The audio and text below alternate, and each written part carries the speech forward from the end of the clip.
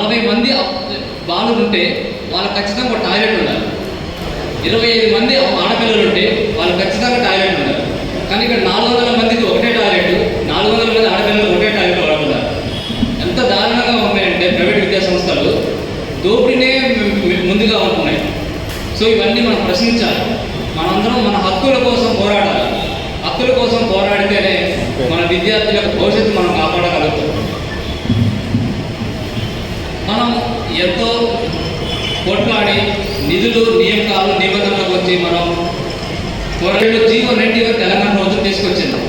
GO 91 ఏం చెప్తున్నాయా అంటే అధిక ఫీజులు అనేది నియంత్రణ ఉండాలి. అధిక ఫీజులు నియంత్రణ ఉండాలంటే మనకి డిఎఫ్ఆర్సీలో కమిటీ తీసుకొచ్చింది. డిస్ట్రిక్ట్ ఫీ రెగ్యులేటరీ కమిటీ అనే కమిటీ తీసుకొచ్చింది. ఈ కమిటీ ఎంతైతే ఫీజు నియంత్రిస్తే, ఎంతైతే వాళ్ళు చేస్తారో దాని ప్రకారంగా ప్రతి ఒక్క స్కూలు ఆ ఫీజును కంటిన్యూ చేయాలి. కానీ అసలు డిఎఫ్ఆర్సీలో కమిటీ ఉంది అనేది ఇక్కడ ఏ విద్యా సంస్థలకు తెలియదు. ఆ కమిటీ రూల్స్ పాటించట్లేదు. ఇవన్నీ మనం ప్రశ్నించాలి. ఇవన్నీ మనం ప్రశ్నిస్తేనే మన హక్కులు మనం కాపాడుకోగలుగుతాం. జీవో 90 వల్ల ఇంకా చాలా తీసుకొచ్చింది. ఇవన్నీ కూడా మనం అన్నీ చూసి మనం ప్రశ్నించాల్సిన అవసరం ఉంది అందరికీ కూడా. ఇంకొకటి ఏంటంటే జీవో 90 వల్ల మనం ముందుగా మెయిన్గా చెప్పేది ఏంటంటే స్కూల్లోనే యూనిఫామ్ కొనాలి, స్కూల్లోనే పుస్తకాలు కొనాలి, స్కూల్లోనే బుక్స్ కొనాలి, అన్ని ఏదైనా కొనాలి. బయట కొనడానికి వీళ్ళు ఏమైనా తక్కువకి ఇస్తున్నారా అంటే బయట మార్కెట్లో అధిక ఎంతైతే రేటు ఉన్నాయో వాటికంటే డబుల్ రేటు తీసుకుంటున్నారు. ఇది పూర్తిగా విరుద్ధం, చట్ట విరుద్ధం. ఇది మనం ఎక్కడైనా తీసుకోవచ్చు, బుక్స్ కానీ యూనిఫామ్ కానీ వీళ్ళ దగ్గరే కొనాలని చెప్తున్నారు. మనం ఇవన్నీ ముందుకు తీసుకెళ్లాల్సిన అవసరం ఉంది. అట్లనే ఖమ్మం జిల్లాకి మనకు పోరాటాలు కట్టడానికి మనకు ఖమ్మం జిల్లాకు మంచి పేరు ఉంది. ఏదైతే ఖమ్మం జిల్లా ఉందో ఇదే ఖమ్మం జిల్లాలో జనరల్ యూనివర్సిటీ అనేది మనకి కావాలి. జనరల్ యూనివర్సిటీ అనేది ఉంటేనే చాలామంది విద్యార్థులు మనం న్యాయం చేయగలుగుతాం. అలాగే నియామకాలు లేవు. చాలా స్కూళ్ళల్లో ప్రైవేట్గా అవుట్సోర్సింగ్ తీసుకుంటున్నారు. వాళ్ళు ఎప్పుడు తీసేస్తారో ఉంచుతారో తెలియట్లేదు. నియామకాలు కావాలి. నిధులు ఏ స్కూల్లో కూడా అసలు ఎటువంటి డెవలప్మెంట్స్లో కనీసం మౌలిక సదుపాయాలు మనం ఏదో ఎక్స్పెక్ట్ చేయట్లేదు. కనీస సౌకర్యాలు కూడా లేకుండా దారుణంగా ఉండిపోతున్నాయి. ఒకవైపు ప్రైవేటు విద్యాసంస్థలు దోపిడీతో గురి చేస్తున్నాయి, ఒకవైపు ప్రభుత్వం నుంచి కూడా మనకి అండగా లేకుండా అయిపోతుంది. సో మనం అందరం కూడా మన హక్కుల కోసం విద్య అనేది హక్కుగా భావించాలి తప్ప, అవకాశంగా భావించాలి తప్ప వాళ్ళకు మనం దోపిడీగా, బానిసగా ఉండిపోవద్దు. ఇంకా ఇదే ఖమ్మం జిల్లాలో ఒకప్పుడు తెలంగాణ ఉన్న ఏదైతే ఇప్పుడు రాష్ట్రంలో ఉందో డెవలప్మెంట్ చాలా బాగా జరిగేది. గతంలో 2009 ముందుకంటే ప్రభుత్వాలు ఉన్నప్పుడు బాగా డెవలప్మెంట్ జరిగేది. ఎప్పుడైతే ప్రభుత్వాలు మారుతూ ఉన్నాయో డెవలప్మెంట్ అనేది మొత్తం తగ్గిపోతుంది. విద్యా వ్యవస్థ మీద ఎక్కువగా ఫోకస్ చేయాల్సిన అవసరం ఉంది. విద్యా వైద్యం అనేది సామాన్య ప్రజలకు చాలా అవసరం.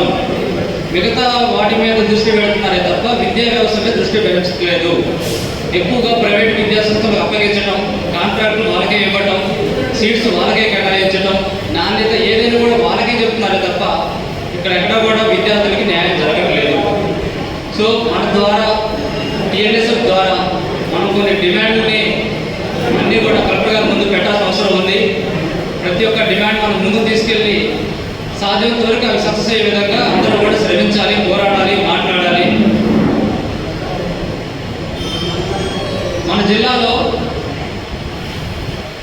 గతంలో ఏదైతే మనం తెచ్చుకున్న తెలంగాణలో ఏదైతే ఉందో డెవలప్మెంట్ అనేది కంప్లీట్గా తగ్గిపోయినప్పటికీ ఇప్పటికీ మన జిల్లాలో 3 మినిస్టర్లు ఉన్నారు. 3 మినిస్టర్లు ఉన్న జిల్లా ఏ విధంగా అభివృద్ధి చెందాలండి? కానీ ఎక్కడ కూడా డెవలప్మెంట్ కనిపించట్లేదు. కనీస డెవలప్మెంట్ రోడ్లు కానీ, వాటర్ కానీ, డ్రైనేజ్ కానీ దారుణంగా ఉన్నాయి. నేను అనుకున్నా 3 మినిస్టర్లు అంటే చాలా డెవలప్ అవుతుంది, బాగుంటుంది, మన డిస్ట్రిక్ట్ మన తెలంగాణలోనే బాగుంటుంది అనుకున్నాం. కానీ మనం అనుకున్నంత స్థాయిలో డెవలప్మెంట్ జరగట్లేదు. ఎవరికి వాళ్ళే దోచుకుంటున్నారు. దయచేసి ఇదంతా మనం దృష్టికి తీసుకెళ్ళాలి. మన దగ్గర ఏదైతే డిమాండ్లు ఉన్నాయో విద్యార్థుల కోసం టీఎన్ఎస్ఎఫ్ ఏదైతే విద్యార్థులు కానీ విద్యార్థుల తల్లిదండ్రుల హక్కుల కోసం పోరాడుతుందో మనందరం కూడా వీళ్ళందరినీ ఎంకరేజ్ చేయాలి. ఈ పోరాటం చేయాలి. ప్రతి ఒక్కరు కూడా ముందుకు తీసుకెళ్ళాలని నేను అడుగుతున్నాను. ఇక్కడికి వచ్చిన ఎవరైతే ఉన్నారో మన యువత మీ అందరికీ కూడా నేను ఒకటే సూచిస్తున్నాను. వచ్చాము, ఫోటో దిగాము, కార్యక్రమం అయిపోయింది, వెళ్ళిపోయాము అన్నట్టు కాకుండా నేను ఇప్పుడు చెప్పాను కదా, ఆర్సీఐ నిబంధనలు బరాబర్ ఉండాలి. రికాబిలేషన్ కౌన్సిల్ ఆఫ్ ఇండియా, ఎన్సిపిసిఆర్ ఖచ్చితంగా ఉండాలి. ఏదైతే మన ఆర్టీఏ యాక్ట్ ఉంది, జీవో 91 ఉంది, ఇవన్నీ మనం ప్రశ్నించాలి. ఇంకొకటి, మీరు సింగిల్గా వెళ్ళి నేను రాముని రాజేష్ని నాకు ఇది కావాలంటే అవ్వదు. ముందు వాళ్ళు కౌంట్ కూడా మనం చేయరు. నేను టీఎన్ఎస్ చూస్తున్నాను, ముందు ఆ మాట చెప్పండి. మీ వెనక టీఎన్ఎస్ అండగా ఉంటుంది. మీరు చేసే ప్రతి అడుగుకి మీ వెనకాల అండగా ఉంటుంది. మీరు ప్రశ్నించండి, మీకు అండగా మేము ఉంటాం. ప్రతి ఒక్కరు కూడా ప్రశ్నించాలి. మన హక్కుల కోసం మనం పోరాడాల్సిన అవసరం ఉంది. ఈ అవకాశం ఇచ్చిన అధ్యక్షులు వారు ముత్యాన్న గారికి